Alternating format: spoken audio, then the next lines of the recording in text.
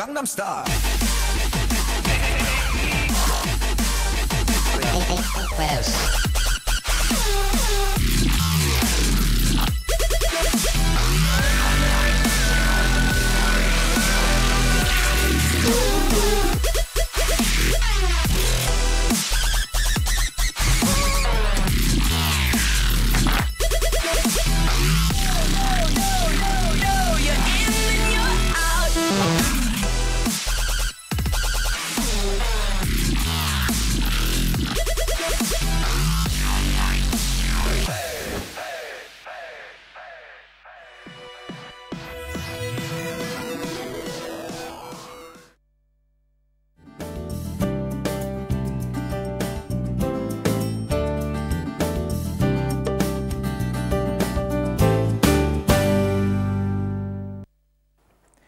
Ya pemirsa, terima kasih Anda masih bersama kami di I Love Makassar, Inspirasi Makassar, Inspirasi Indonesia. Mungkin pemirsa yang pernah ke Kota Makassar dan lagi jalan-jalan ke Kota Makassar, sempat mampir ke Fort Rotterdam, di mana beberapa hari ini sedang terlaksanakan suatu event yang sangat luar biasa, yaitu Makassar International Writers Festival. Nah, kita akan bahas tentang apa sih sebenarnya MIWF itu, dan juga seperti apa sih sastra di Kota Makassar. Dan saya kehadiran dua tamu yang sangat luar biasa. Mereka judulnya adalah, nggak mau dibilang sastrawan, sebenarnya mereka iya, tapi nggak mau dibilang, mereka sangat down to earth sekali.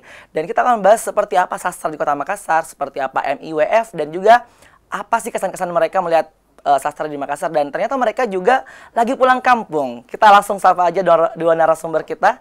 Selamat siang. Selamat siang. Apa kabar, Reba? Baji. Oh, alhamdulillah. Karena udah lupa dengan bahasa Makassar. Ternyata masih ingat dengan bahasa Makassar. Ada Valen Mustamin selaku public officer dari MIWF 2013, dan juga kalau yang ini mungkin yang sering nonton Kompas TV selalu lihat di acara Kompas TV Mata Hati, ada Kak Maman Suherman. Selamat siang. Selamat siang. Saya takutnya hari ini saya akan ditanya-tanya nih sama Kak Maman ya. Jangan saya akan nangis. Oke, mungkin di awal dulu. Apa kabarnya? Alhamdulillah. Baik. Sudah Setelah, naik 2 ini kilo. katanya lagi mudik juga ya? Sambil mudik. Saya mudik begitu datang ke Makassar, yang saya harus langsung lihat pertama kali wajib tempat saya lahir, Rumah Sakit Pelamonia. SD saya Mangkura, SMP saya SMP 6. Dan SMA? Berarti ada 3. SMA saya baru ke Bandung. Itu 3 tempat yang wajib, dan 3 tempat yang harus makan: Coto Gagak, Coto Nusantara, Coto Ranggong, dan Romo. Waduh, masih hafal semua ternyata ya pemirsa ya. Dan kayaknya berapa hari di Makassar akan naik banyak kolesterol nih ya Bang ya. Udah beli obatnya di kantong. Tapi nggak apa-apa, demi Makassar. Demi Makassar. Apa yang terlihat berbeda semenjak Anda sangat jarang dan sekarang tiba di Makassar kembali? Pembangunannya dahsyat, itu yang pasti. Tapi kalau berkaitan dengan MIWF ini, saya tertarik tadi malam. Tadi malam. Di Jakarta, kita melihat orang duduk di rerumputan di Taman Ismail Marzuki itu ketika ada Rendra berpuisi. Setelah itu saya hampir tidak lagi melihat. Dan hari ini tadi malam saya terkaget-kaget bahwa puisi ternyata dinikmati betul oleh warga Makassar dari jam 7 sampai hampir jam 11.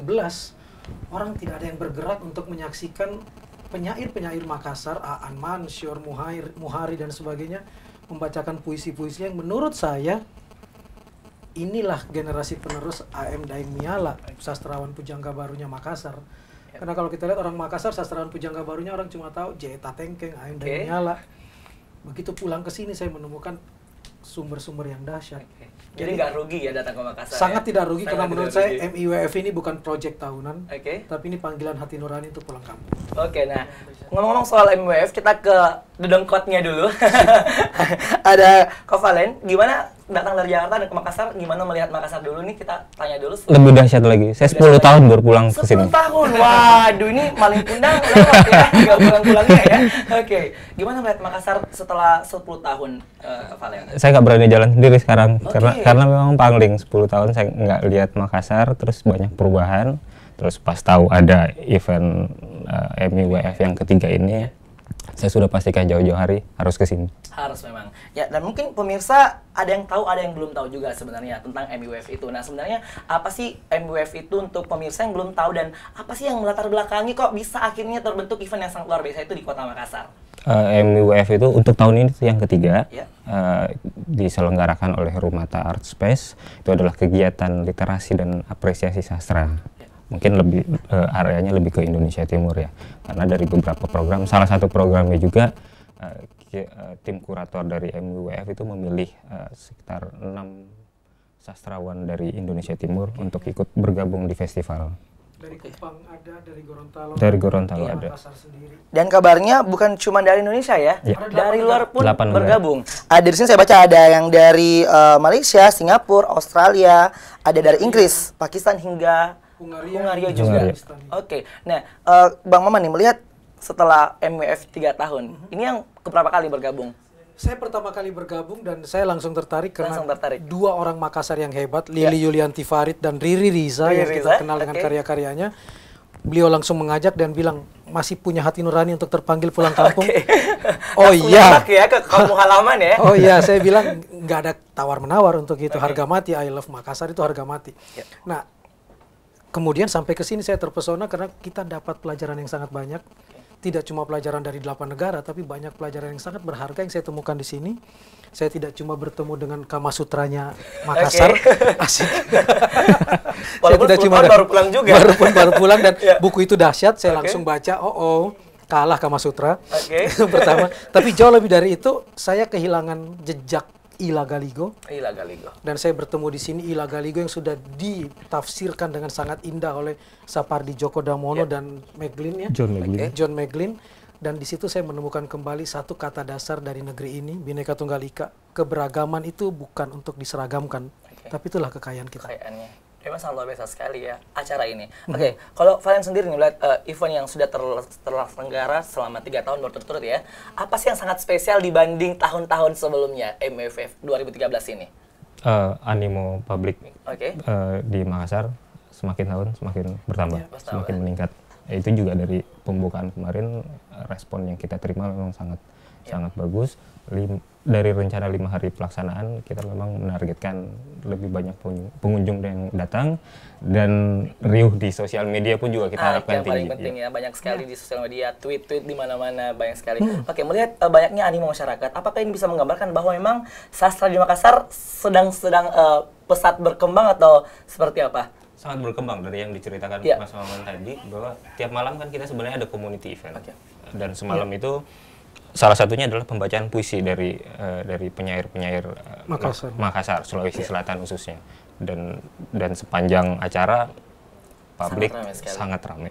Oke, nah memang kita berbicara soal sastra ya, mungkin masih banyak orang yang belum mengetahui sebenarnya sastra seperti apa. Mungkin kalau Mas Maman melihat sendiri di Indonesia, mungkin kita lebih ke umum dulu nih Mas. Ini seperti apa sih perkembangan sastra di Indonesia sendiri? Ada titik di mana berhenti karena dikuasai oleh budaya populer yang ada di layar kaca.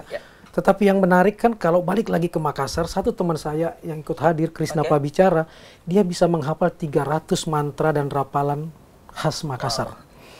Ada Ridwan Mandar yang juga menghafal mantra dan rapalan-rapalan khas Makassar yang belum pernah diungkap, dan itu sangat indah menurut saya.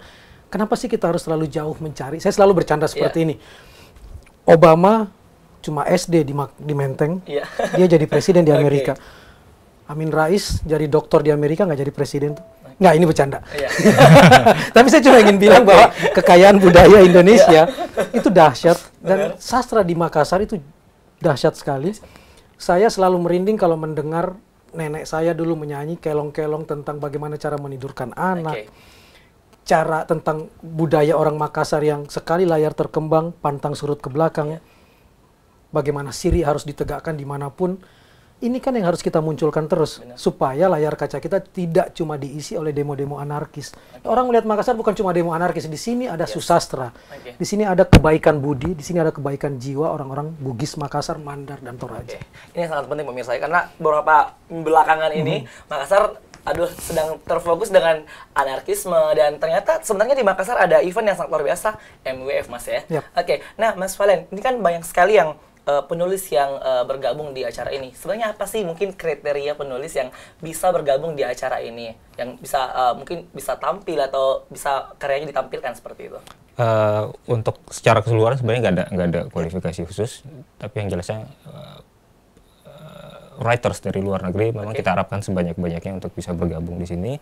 Kecuali yang tiap tahun memang Rumah Art Space memang melakukan satu kompetisi untuk memilih penulis dari Indonesia Timur untuk bisa join, dan itu sudah 3 tahun. Dan untuk yang tahun ini kita memilih 6, 3 dari Kupang NTT, 1 dari Gorontalo, dan 2 dari Makassar.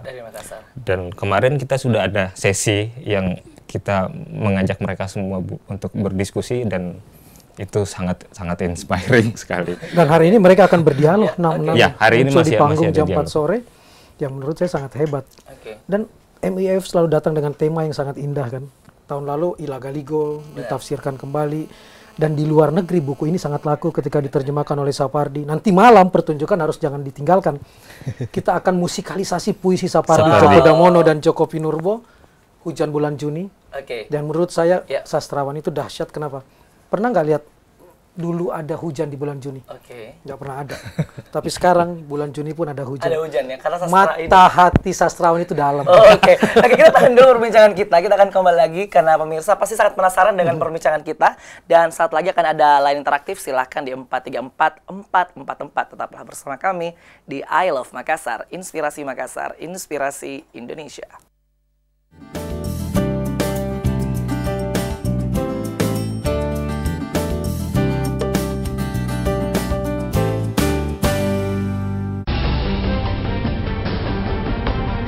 Ayan memerintahkan para penganut keagamaan dibebaskan, maka bebaskan mereka. Kematian mengambil alih kelahiranku. Percayalah padaku yang mulia, apa yang mereka lakukan adalah salah.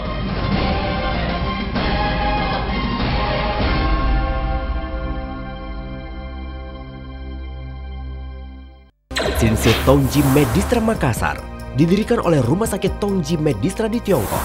Sinsei Tongji Medistra Makassar adalah klinik ternama dengan konsultan yang berpengalaman yang telah lama menetap di Sinsei Tongji Medistra Makassar dengan memakai metode pengobatan 2+3 telah terbukti mampu membersihkan racun dalam tubuh dengan hasil cepat, memperlancar peredaran darah dan memperbaiki fungsi-fungsi organ tubuh. Metode 2+3 terbukti ampuh mengobati berbagai macam penyakit. Saat ini negara yang maju seperti Amerika, Jepang, Singapura telah mempelajari metode 2+3 ini. Metode yang baru ini dapat menghasilkan hasil yang bagus dalam waktu yang singkat, cepat dan tidak ada efek samping, dan setelah sembuh tidak mudah kambuh lagi, terutama untuk pengobatan kanker payudara, tumor, gagal ginjal, diabetes mellitus, dan penyakit nyeri lainnya. Sinsei Tongji Medistra Makassar telah berdiri selama 3 tahun, dan selama 3 tahun itu pula telah mendapat banyak pujian dari pasien dan masyarakat. Sinsei Tongji Medistra Makassar mempunyai sifat membantu pasien yang sakit parah. Biaya pengobatan tidak terlalu mahal dan relatif wajar. Untuk pasien yang menderita penyakit menular, bisa mendapat obat untuk mengantisipasinya. Datang dan berobatlah ke Sinsei Tongji Medistra Makassar, Ruko Daima nomor 42, Jalan AV Petarani, Makassar.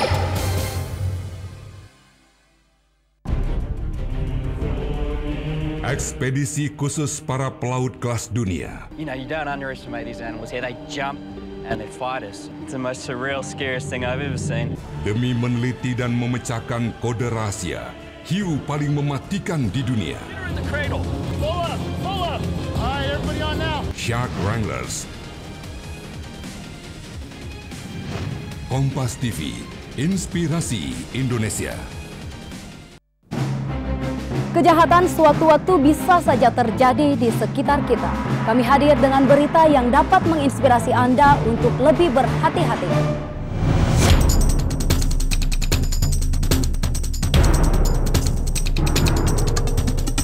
Saksikan Polis Lain setiap Senin hingga Jumat pukul 16.00 waktu Indonesia bagian tengah hanya di Makassar TV.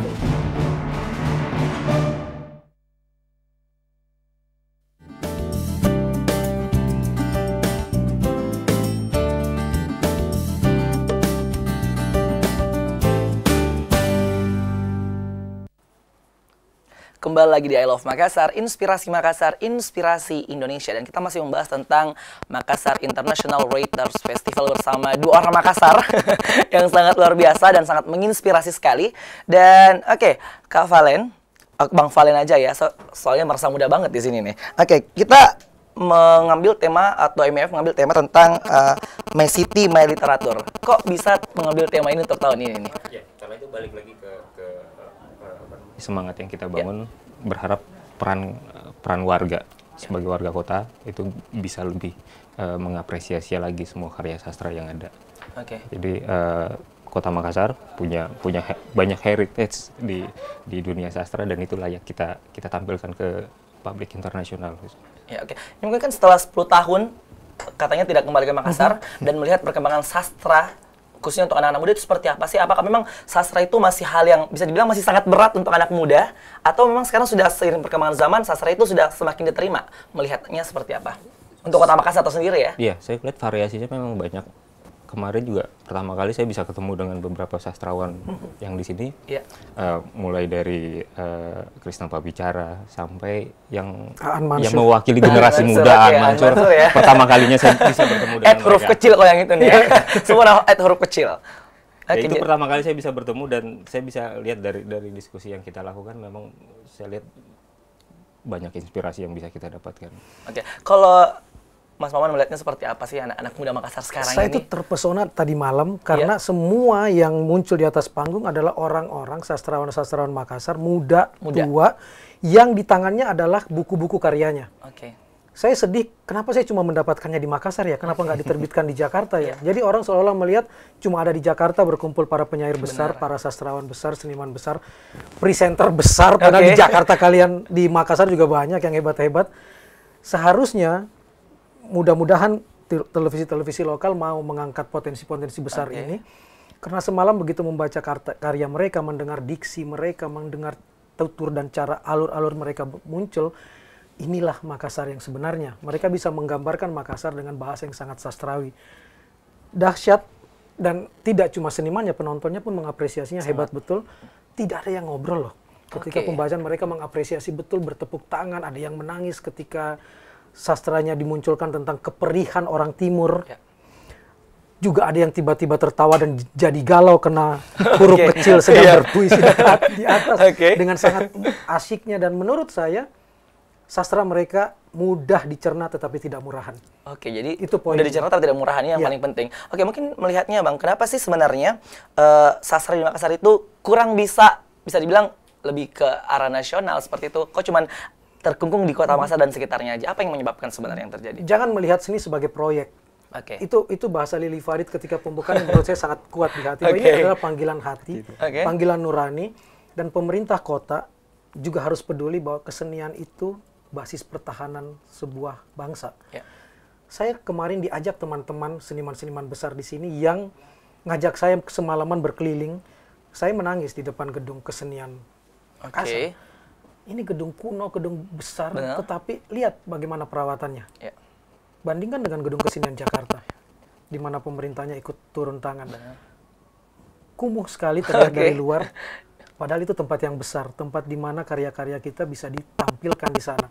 Yang saya lihat kemudian adalah Waiting for Godot, tentang menunggu Godot itu. Saya berharap suatu saat saya pulang ke Makassar, yang saya lihat adalah pertunjukan tentang Ila Galigo, pertunjukan tentang Arum Palaka, tentang perjuangan Hasanuddin, yang ditulis oleh sastra-sastra Makassar. Dan saya berharap sih, sebagai inspirasi Makassar dan inspirasi Indonesia, Makassar TV bisa menjadi moderasi untuk hal itu.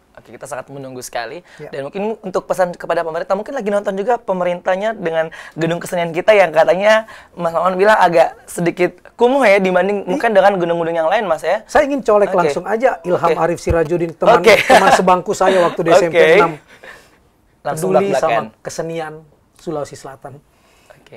Entah saat sudah masih duduk di wali kota sekarang maupun sudah di luar kepemimpinan, seni itu indah dan seni itu menghaluskan budi. Jadi kalau orang ribut tentang demo dan sebagainya, itu satu enklave tersendiri. Tapi ingin melihat Makassar yang indah, yang suci, kesenian. Jadi ini semoga betul-betul bisa didengarkan langsung ya.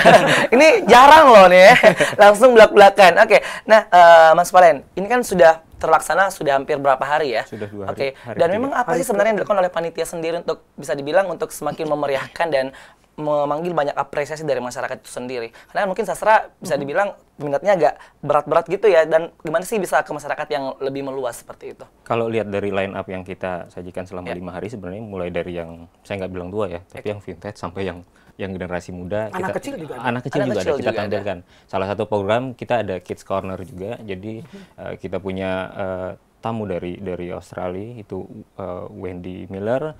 Dia akan ikut baca dongeng buat anak-anak. Jadi kita punya kids sebenarnya. Jadi kalau ada yang bilang ini sangat-sangat serius, seseriusnya Sapardi misalnya, enggak juga. Karena kita berharap publik di Makassar bisa datang, bisa terlibat langsung di festival ini. Ya, ini festival bukan kegiatan yang sangat-sangat formal. Jadi untuk masyarakat yang mungkin sedang menyaksikan kita dan ternyata kemarin bertanya-tanya apa sih MWF, boleh datang langsung ya? Datang langsung. Dari pagi. Ada 50 narasumber, ada 40 event, semuanya gratis. Semuanya gratis? Gratis. Oke, biasanya Makassar orang-orangnya tuh suka yang gratis juga nih. Jadi silakan datang langsung. Bukan cuma orang Makassar. Semua kayaknya ya. Oke. Oke, nah ini kita berbicara tentang sastra erat dengan jurnalisme juga. Ya. Nah ini melihatnya seperti apa sih sebenarnya, Mas? Rada narsis. Ya. Mata hati itu jurnalisme sastrawi.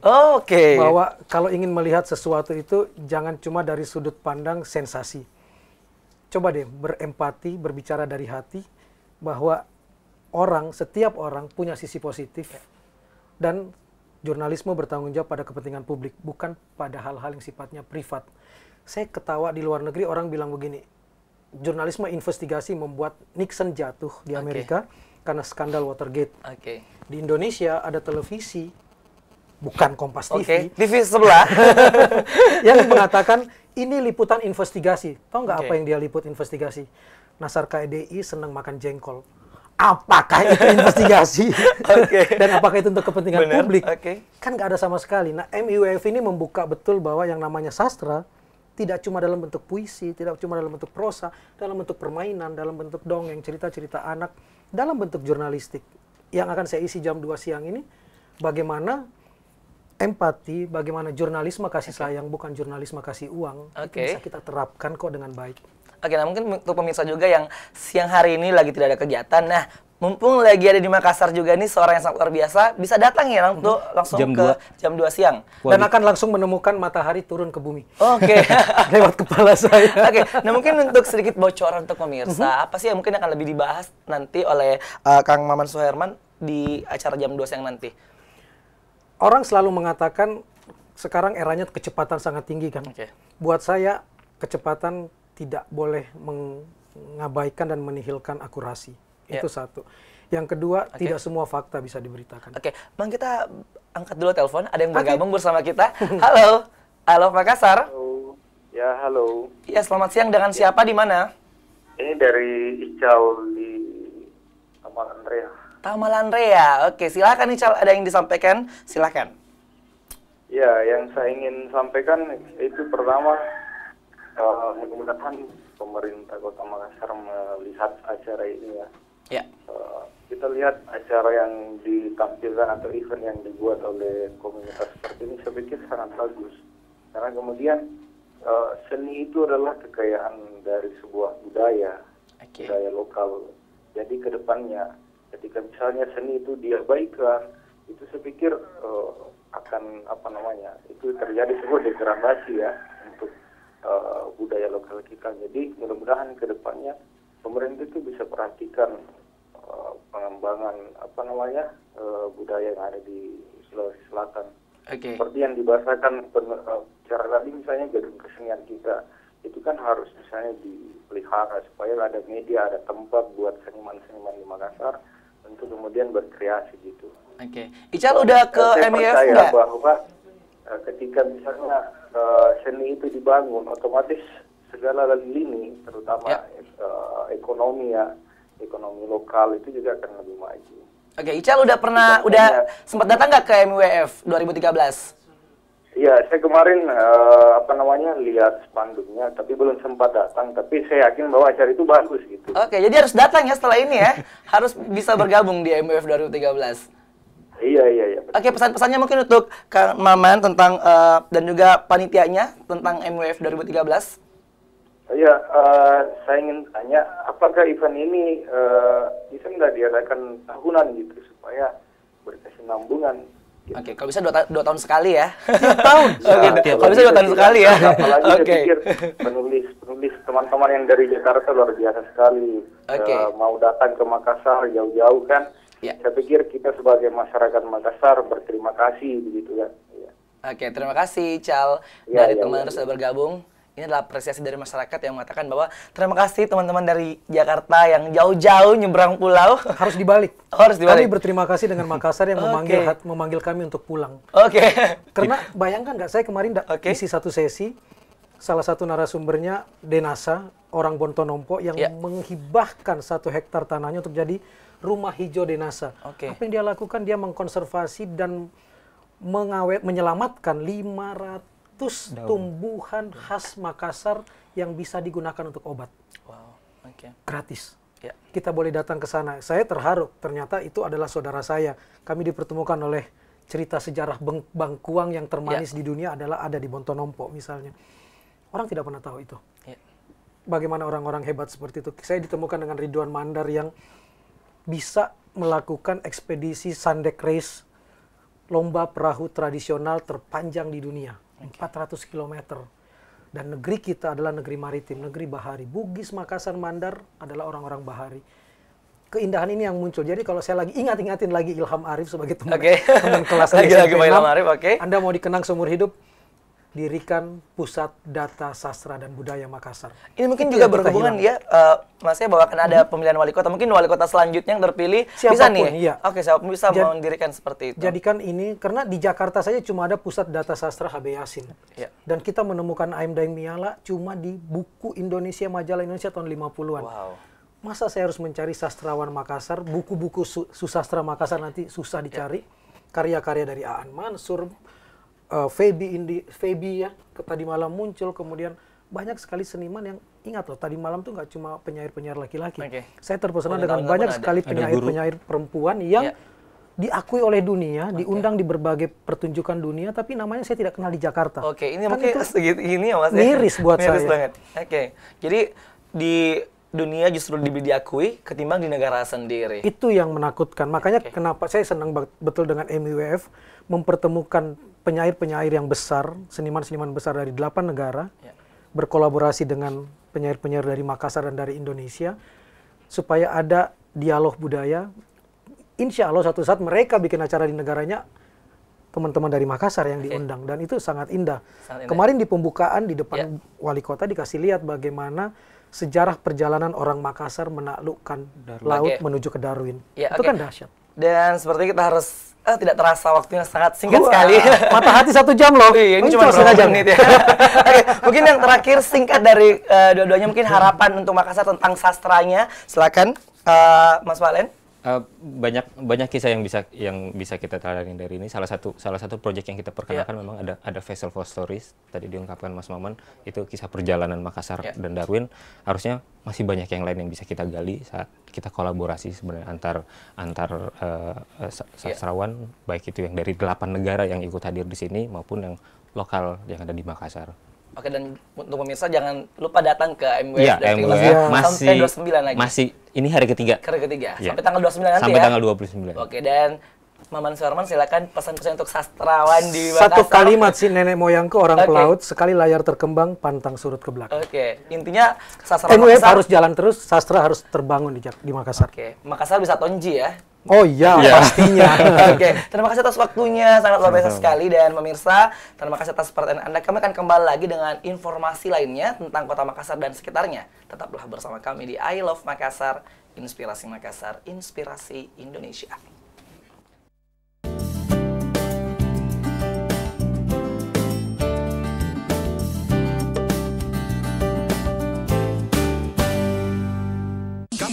Gangnam Style. West.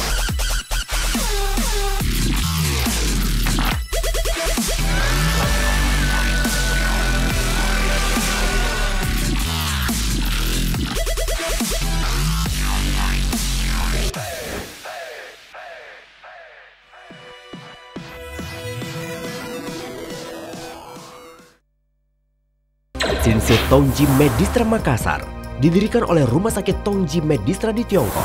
Sinsei Tongji Medistra Makassar adalah klinik ternama dengan konsultan yang berpengalaman yang telah lama menetap di Sinsei Tongji Medistra Makassar dengan memakai metode pengobatan 2+3 telah terbukti mampu membersihkan racun dalam tubuh dengan hasil cepat, memperlancar peredaran darah dan memperbaiki fungsi-fungsi organ tubuh. Metode 2+3 terbukti ampuh mengobati berbagai macam penyakit. Saat ini negara yang maju seperti Amerika, Jepang, Singapura telah mempelajari metode 2+3 ini. Metode yang baru ini dapat menghasilkan hasil yang bagus dalam waktu yang singkat, cepat dan tidak ada efek samping, dan setelah sembuh tidak mudah kambuh lagi.